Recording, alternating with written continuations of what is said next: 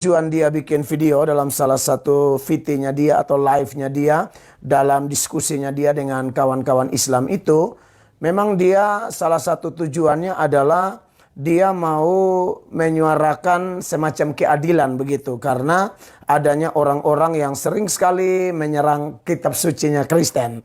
Kalau Kristen sih biasa-biasa saja, aman-aman saja, karena memang dari dulu, dari Adam dan Hawa juga setan sudah pakai ular menyerang firman di dalam Kejadian pasal 3 ayat 1 sampai 5, ya kan? Menyerang Allah, menyerang firman, membodohi manusia, tipu daya dan lain sebagainya.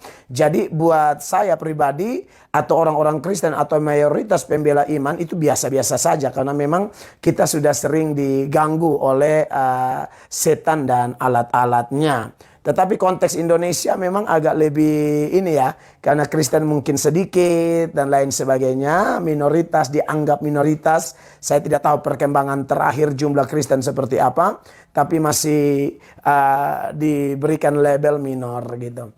Nah, saudara yang diberkati oleh Tuhan Yesus, jadi di sini kelihatan mau mengimbangi bahwa kalau ada oknum-oknum tertentu yang seenak-enaknya saja, semau gue, mengotak-atik kitab suci kami, ya tanpa memahami, ya tanpa mempelajari dengan baik, atau boleh dikatakan secara ilegal, membahas-bahas kitab suci kita, ditafsir secara kacau, maka si Edis ini mengimbangi. Itu yang saya lihat dari Edis, mengimbangi dengan cara membahas kitab suci mereka juga, begitu.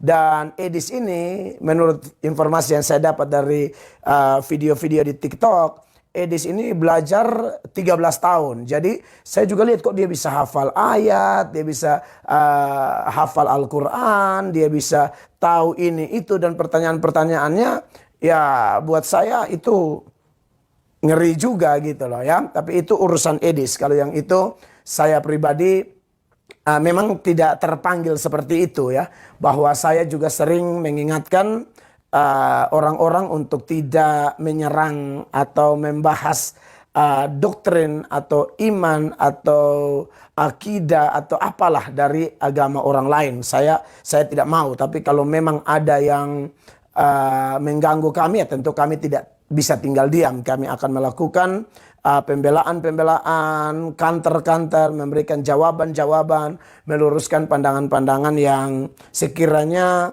secara ngawur ditujukan kepada kami. Begitu ya.